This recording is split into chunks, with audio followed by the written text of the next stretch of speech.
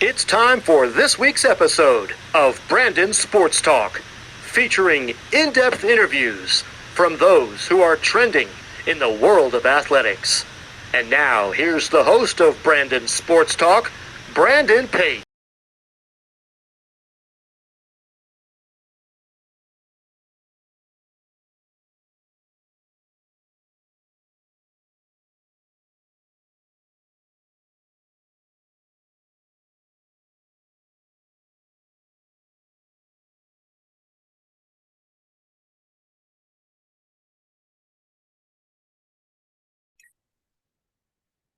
Welcome back to Brandon Sports Talk. In today's episode, I have the privilege to interview the Sam Houston State head women's soccer coach, Coach Sonia Curvelo. How are you doing today? I'm doing great. Thank you, Brandon, for having me on your sports talk today. Thank you. Can you talk about how you knew that you wanted to get started in coaching in collegiate soccer? I started getting into collegiate coaching and wanted to get into collegiate coaching was my senior year, my very last collegiate soccer game. I wanted to continue on to play professional soccer. However, I remember having that conversation on the ride home on the bus with my college coach, and that was the first moment where it clicked. It clicked in my head to say, hey, I want to pursue playing, but after I definitely want to get into collegiate soccer because of the experience that I had as a student athlete, the memories, the relationships that I built, but the impact I've had from my college coach too, and how important, that just that time in somebody's life between being an 18 to 22-year-old or 23 even, just having that opportunity to be able to also to give back, but also to mentor young women too. I didn't have a lot of female coaches throughout my playing career. And I thought that was a big thing that I could really help just impact young female student athletes' lives, not just on the field, but also off the field, and the mentorship that I can also provide through guidance as well in life as well. Of course, what was it like going to Mississippi Valley to play collegiate soccer and putting on that uniform for them? I thought it was a unique opportunity. I grew up in Ontario, Canada. I wasn't the resources that's available now didn't have a lot of resources back then. So there was only a couple of showcases that I came to the US and play. And, the college coach had recruited me. I wanted to play Division I soccer, and I've had multiple offers, and I chose Mississippi Valley because I believed in the vision of what the coach was wanting to bring to the program. I wanted to be part of a program where it didn't exist before I got there. I was part of that first year of developing the program, but also just putting on the uniform at Mississippi Valley was special because of because of what the program meant, of being that first player to put on a jersey. And I was that first student athlete that scored the first goal for Mississippi Valley State University, and being part of the first championship at Mississippi Valley State. And it was just a lot of great memories that I made, and I got to do it with great people around me. We had a lot of players from outside of Mississippi that came from California, that also came from Canada, to where the sport brought us all together to a unique place that was very different. It was different culture than what I was used to growing up as well. So, I thought the experience I had there was one of a kind, and I'm very grateful. I wouldn't have changed a thing. Of course, what was that like getting to compete in that first ever NCAA tournament? I thought it was an incredible experience. I know just being such a young team, the program was in existence of 3 years, and we went and played UCLA. They were #1 seed in the country. They had all of these international players as well that play for national teams, and I think just taking that stage at the NCAA level was extremely special. We worked really hard to get there, but being part of it was really special. And just playing with some of the best players in the country, in the world at that age as well. Coming out of college, what was that like getting able to play professional soccer and get to represent a national team like Portugal? Yeah, it was always a dream of mine as a little girl, to play Division I soccer, but also play after I was done with my 4 years of NCAA eligibility and also earning my bachelor's degree, going on to play professionally in Spain. The club team came into play as after I had my first I had 3-day trial with the Portugal national team, and they really wanted me to continue on, and got called up for some UEFA qualifying matches, which was really special. I thought that putting on that Portugal uniform jersey was one of the most memorable experiences I've ever had as a player, because it was always a dream of mine. I grew up watching the men's soccer because you couldn't see women's soccer at that time, for the women's side, especially for Portugal. So just to be able to be there, be part of that first generation, because my parents were actually born in Portugal and I was born in Canada. So I was that first Canadian Portuguese player to come in to represent on the women's side. So it was very, very proud moments, not just for me, but also for my family. And then playing professionally in Spain, like I love the Europe culture, I love the Spanish culture.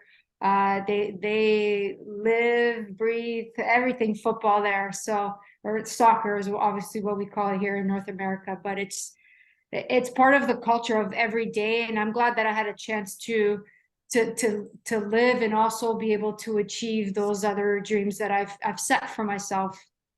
Of course, after your playing career, what was that like getting into coaching and coaching on the college level? Yeah, I think it was an adjustment, right? When you're a player, you're focusing a lot on, what you have to do to continue to improve. Your focus isn't necessarily on the rest of the group, where when you get into coaching, everything changes. You're having to oversee a whole program, staff plus players, administration. So there's a lot of key components that come into play. And I was young when I started coaching. I grew a lot. You make mistakes as you grow into any profession. But I'm very glad that I had the opportunity to start the collegiate side as far as Division I soccer was at my alma mater. So when that opportunity came up, I jumped on it right away. I had opportunities to be an assistant coach at other programs, but I wanted to really take on that opportunity. I knew it was a challenge, but I was happy with the challenge that came in front of me, and I accepted it, and very successful, very happy with where I am today. Just representing even Sam Houston is always a great honor. When I'm on the field, I think about all the institutions that I worked at. I wouldn't be where I am today without going through all of those experiences, the challenges, the blessings, the success, etc. Of course, what was that like, obviously, returning back to your alma mater and getting to coach and become a head coach for your alma mater? It was special. It was close to the heart. It was home for 4 years as a student athlete. So I spent 8.5 years in Mississippi. I think when I took charge of that first game, like it was a very passionate person, but very passionate in that moment, and just very proud that they selected me to lead the program. And I wanted it to do well. I know I was part of that first group that brought the championship to the Mississippi Valley as a student athlete. And I wanted to continue that. I wanted to also prove, hey, like there wasn't many female head coaches at that time in our conference. So I was really fortunate and happy with the opportunity that was presented to lead the group of young ladies that believed in me, believed in the program, believed in the vision, and were successful in the time that we were there.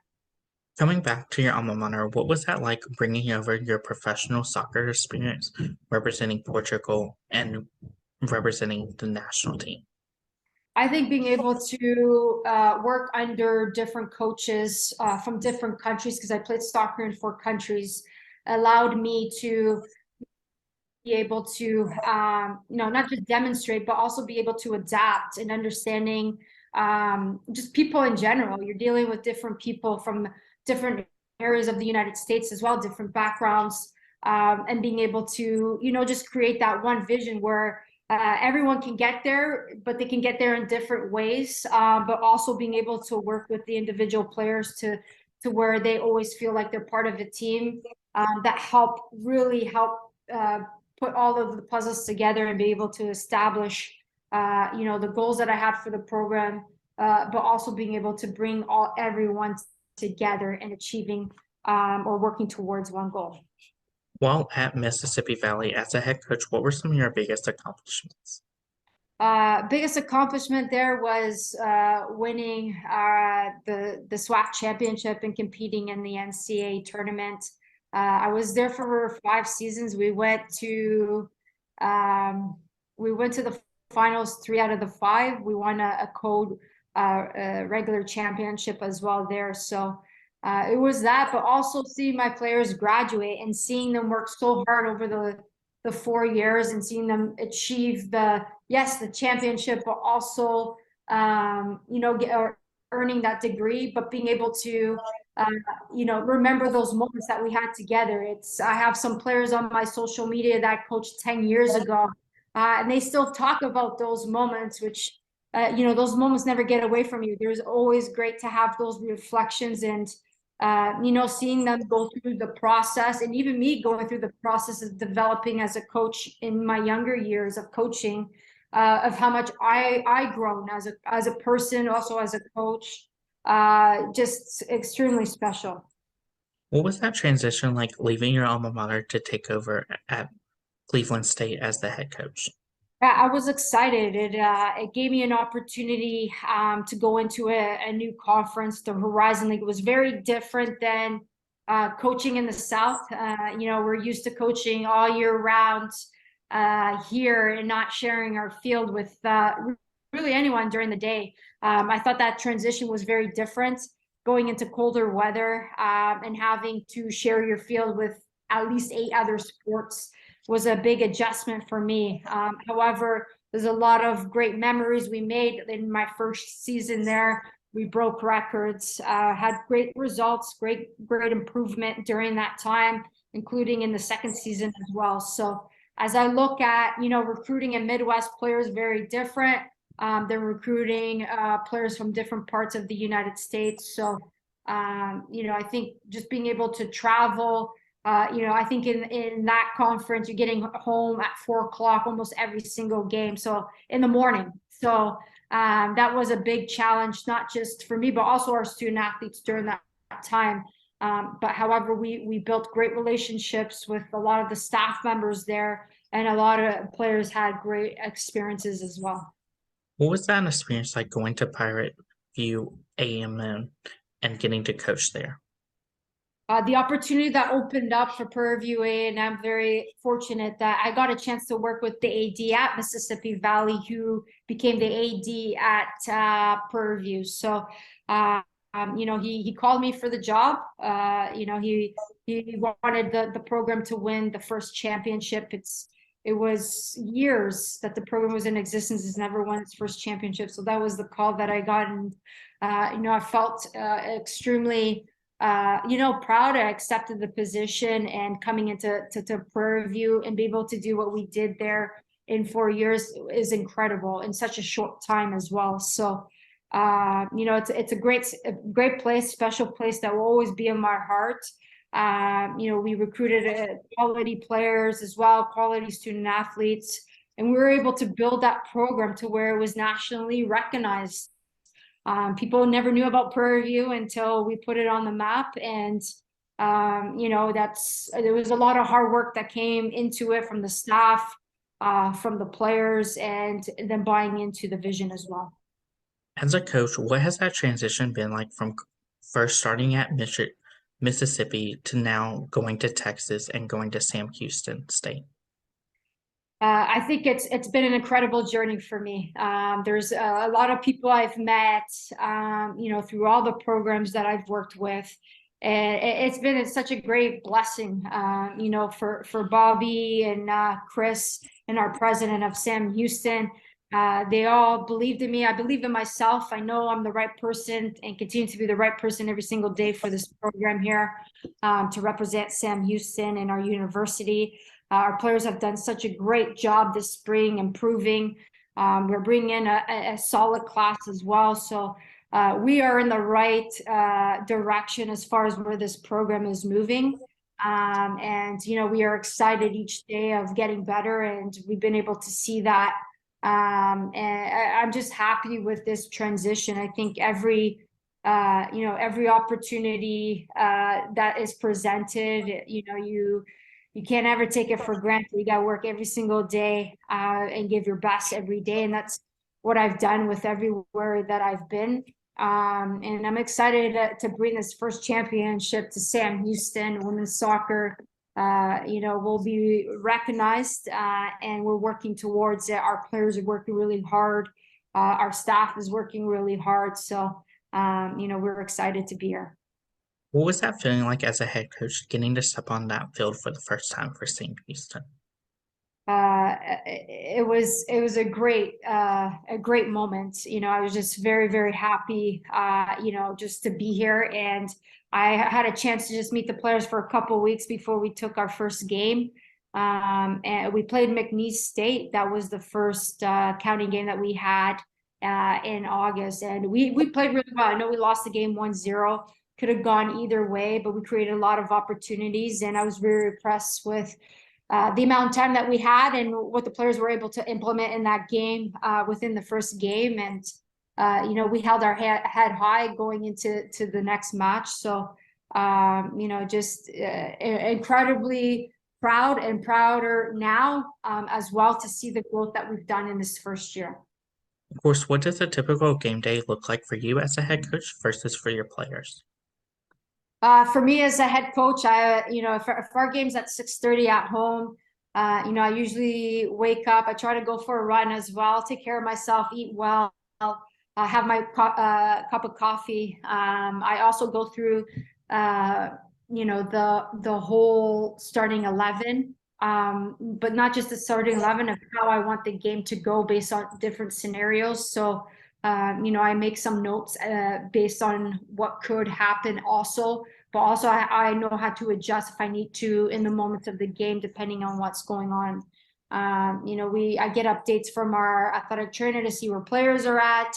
I do check in with players as well. We go through goals that, we want each player to set for themselves. We have our team goals, but we do have goals that we want our players to focus on in the match. Go through the scouting review again, and make any adjustments that we need. We do meet with the team prior to, so we'll go into the locker room. We'll do a quick review of the opponent, and then also go through all the things that we need to go through to be able to implement on the field so we can execute the plays, and go through the starting lineup and give that pep talk. And we come together and have a moment. One of our players does a prayer, and after that we head to the field. So we do through just a regular field warm-up with dynamic, and there's possession play, and then functional play towards goal before the kickoff whistle happens. Who are some of the teams that you face each week in your conference? Pardon? Can you repeat that question? Who are some of the teams that you face each week in your conference? Well, we are moving to Conference USA this year. So we're really excited about this transition. It's going to be very competitive. We have 9 teams, including ourselves, in the conference. So what's going to be great about entering also Conference USA, yes, the level is going to be great, but also being able to play 1 game a week, with the exception of maybe a week we may have 2 games. So that it will allow us to rest players, but also not just rest players, but be able to push players at the same time. We don't have to play 2 games within like 72 hours. So that will be a big difference. We'll be playing FIU. We'll be playing UTEP, New Mexico State, Middle Tennessee, Liberty, to name a few. So we have Jacksonville State that are going to be in the mix. And, we're just excited to have, them come here and us travel as well. the travel will be much better than where we were last year. That's for sure. Of course, what is that going to feel like? Obviously, getting to play some of those teams like Tulsa, Middle Tennessee, and ECU. I think it's going to be exciting. It's going to be opponents that we've never faced before. We will be doing a lot of scouting reports as far as what they, where they are. We'll have a couple more games. Everybody will play non-conference games, so the scouting reports will review from all the games they'll play in 2023. So, a lot of the coaches some new coaches that are coming into the Conference USA teams, including myself. We're a new program coming in. A new coach that's been here for a year, so we'll be able to see new opponents, but new philosophies of how coaches will implement into their play, and see if they change or if they keep the same tactics going into each game. What does that home game atmosphere look like at Sam Houston? It's grown. We're really happy with, the commitment, the supporters, our administration, our marketing team, getting the students involved. We usually do a theme for each match to try to get a good fan base. And, a lot of the feedback I received from our players is saying that they felt that they've had more fans here than they ever had in the past. So it's a great job from our program, but also the marketing team and the investment our department is putting in on women's soccer. So we want to continue to grow that. I know when we win our first championship, we'll be filling the stands more often as well. What does that recruitment process look like for those prospective student athletes looking to play collegiate soccer? I think with being where we are right now, we are recruiting players who are coming out of high school and also players that are on the transfer portal. We are open to players that are going to be the right fit for what we're looking for going into each year in our recruiting cycle. So we do always identify players within, yes, the year, but also we always plan ahead and start looking at juniors already as well. So, as a head coach, what is it like obviously going out in the road of Texas and out recruiting in the state of Texas?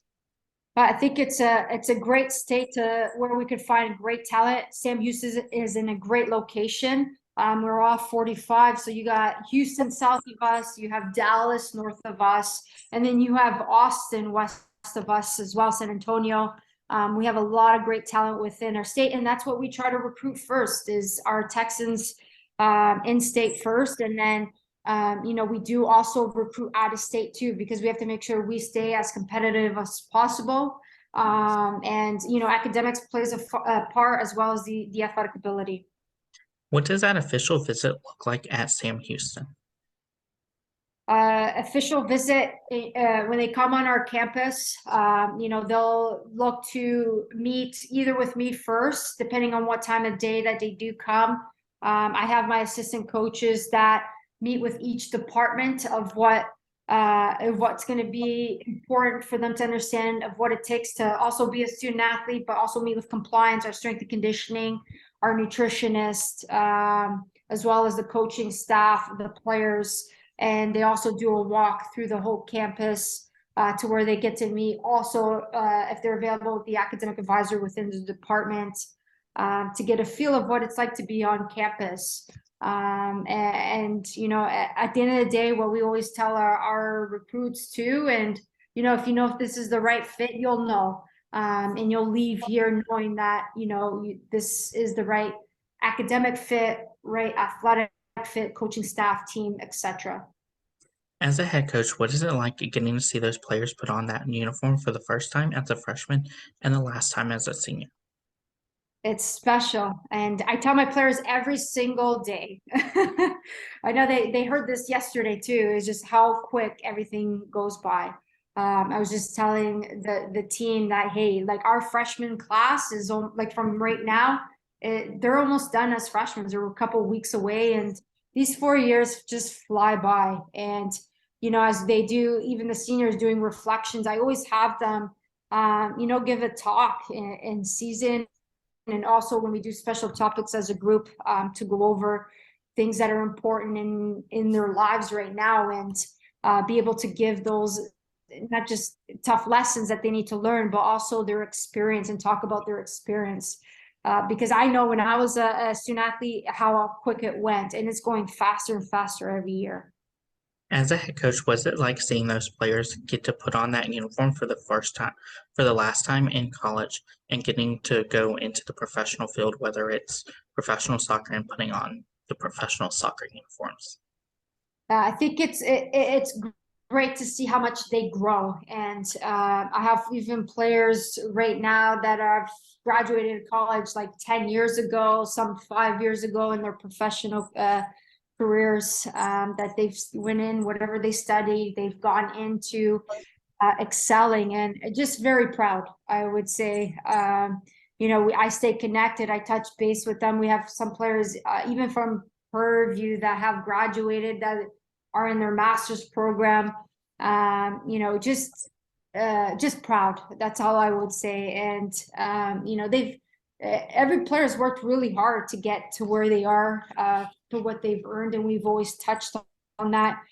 Even when we're here coaching them every single day, is all of these attributes that you're gaining here from this experience is going to really help you in your life. And I always tell them, there's gonna come a time where there's gonna be a life challenge, and it's okay to ask for help. We have former players who reach out.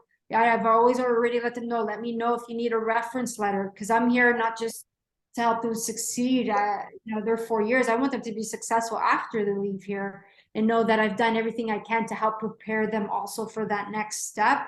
And have to embrace being out of their comfort zone as well. So some people are not always ready for that next step. They're trying to figure it out, and it's okay, because not everybody's going to know what they're going to want to do right after college. Maybe they need an extra year to figure out some things, and that's okay, because you don't have to figure out everything today. Things change as well too. Experiences changes, their journey changes, and maybe they get a fork in the road where they have to make different decisions. And some check in, they reach out, they do want to get advice in certain moments, certain aspects in their life. And I think with what we do is, we're not just college coaches, we're people. We built great relationships with our players to where they trust us, and that's important. And that's where, when you have a player that reaches out, that wants your help, they know that they can count on you as well, as a coach and as a person. What's it like, obviously, seeing those players go on and play professional soccer, whether it's the NWSL or national team level? Yeah, I think I've had a lot of players, even while I was coaching at Prairie, for example, we had at least 7 players that have played national team soccer, and some of them their first time under my leadership. It was great to see Quinn Josiah as a player that I coached, that I brought in from Canada. So I coached her whole 4 years. She had an opportunity to play for the qualifying matches for Women's World Cup.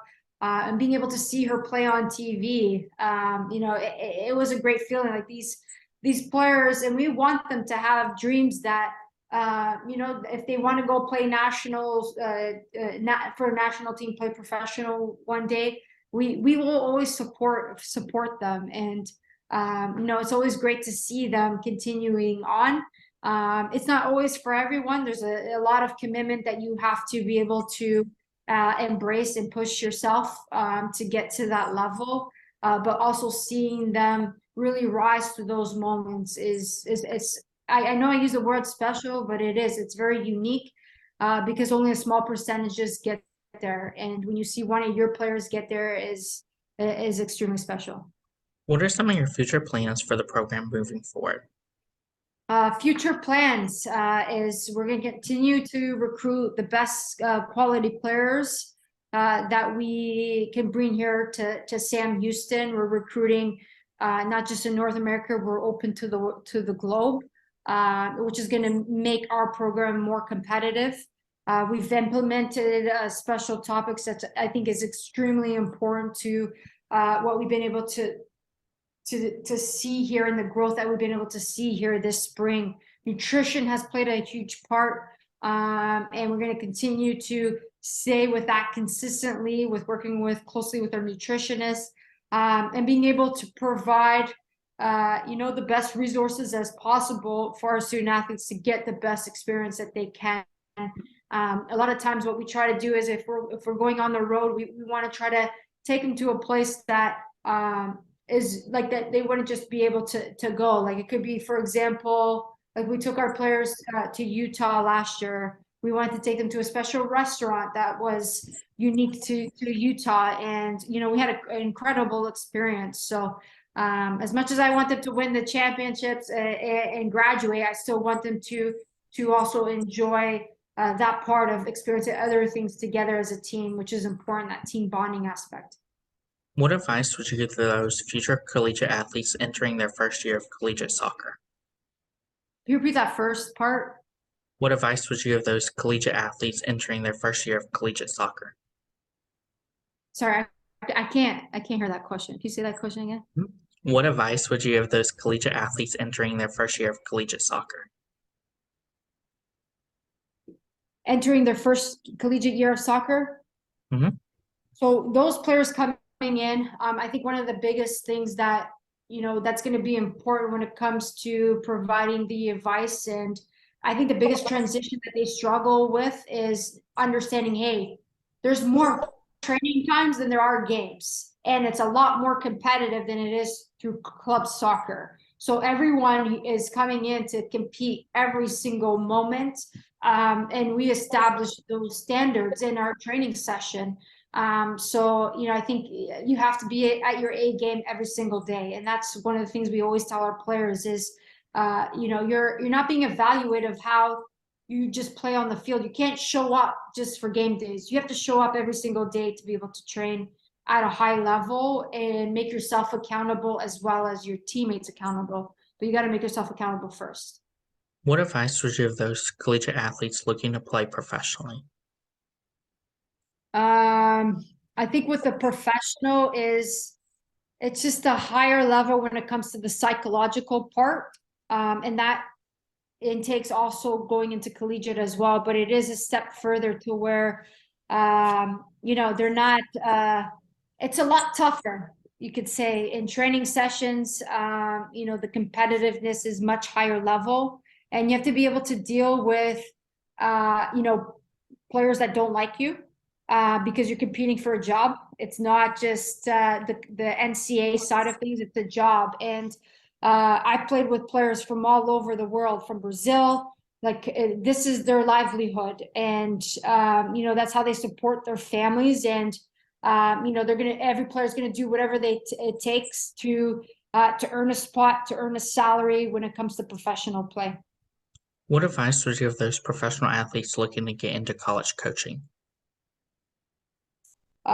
Those professional athletes getting into college coaching, the advice that I would give is going through the coaching licensing, and being able to surround yourself with the best coaches that you've worked with, and having mentors is key. That's one of the things that I was able to establish young in my playing career, because I knew I wanted, that senior year, I wanted to be a college coach. Eventually, I was able to establish those relationships with the club coaches that I played with, the professional side, and my collegiate coach as well. They played a huge impact in my growth, and I can call them to this day. If I ever want to discuss something. But I've came to a place in my collegiate experience as well where now I'm giving a lot of advice out, because now I'm in that space to where I have the experience, I have the success. I've had failures as well. It's part of being where I am today, and letting them know it's not easy.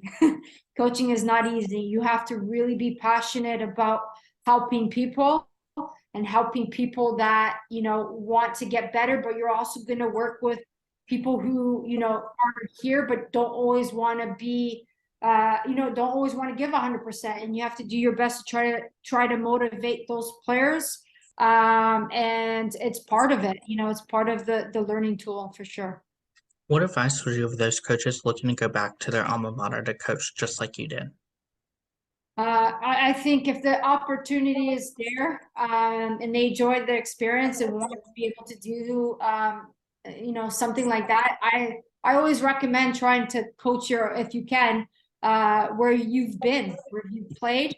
I think it's always a unique opportunity, because when I was given an opportunity as a student athlete, not everybody's going to look at it like that.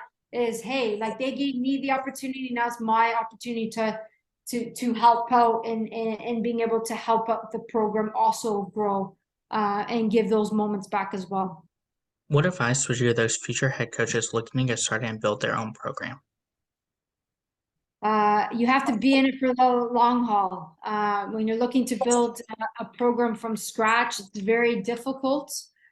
Even changing programs, like I look at where I am right now, and when I left Prairie View, I built that program to be a top contender, consistently winning, and just transitioning even here to Sam Houston, even though it's north of Houston, I didn't have to move that far. It's really challenging having to rebuild from the still the ground up, because you're having you have players who are only used to one way, because they only know one coach, and then you come in here, you're changing philosophies, you're having to work with them a little bit different as well too, and being able to get the best out of them. Some are okay to change, some are they resist change, so it's just finding that balance, and it takes time. It's not something that's going to happen overnight. We've been blessed to see a lot of change here, and the players that we do have, now that have really embraced this growth, and they all see the change. It's not just the coaches, they see it themselves, and we talk about it. And that's when I look at any coaches that's trying to make a change or start a new program, you have to be committed 100% every single day, because those players are going to need your help. That's great advice. Where can my listeners find you at on social media along with the Sam Houston State women's soccer program at? I have Twitter. It's Sonia Curvelo. That they can look me up. Our Bearcat Soccer is there as well. I just started an Instagram page, so it's Coach Sonia Curvelo that they can find me. So we also have an Instagram for our Bearcat Soccer program as well that you guys can also check out. Thank you again, Coach Sonia Curvelo, for your interview, and best of luck in your future at Sam Houston State. All right. We really appreciate you having us on board, and thank you for a great interview. Thank you. You can find Brandon Sports Talk on Facebook at Brandon Sports Talk, Instagram at Brandon Sports Talk, Twitter at Talk_Brandon, and you can find me on YouTube at Brandon Sports Talk. Don't forget to like, comment, and subscribe. Thank you again, Coach Sonia Curvelo, for your interview, and best of luck in your future. Thank you. Have a good one. You've been watching Brandon Sports Talk. Please feel free to like, share, and subscribe to Brandon Sports Talk on social media and on YouTube.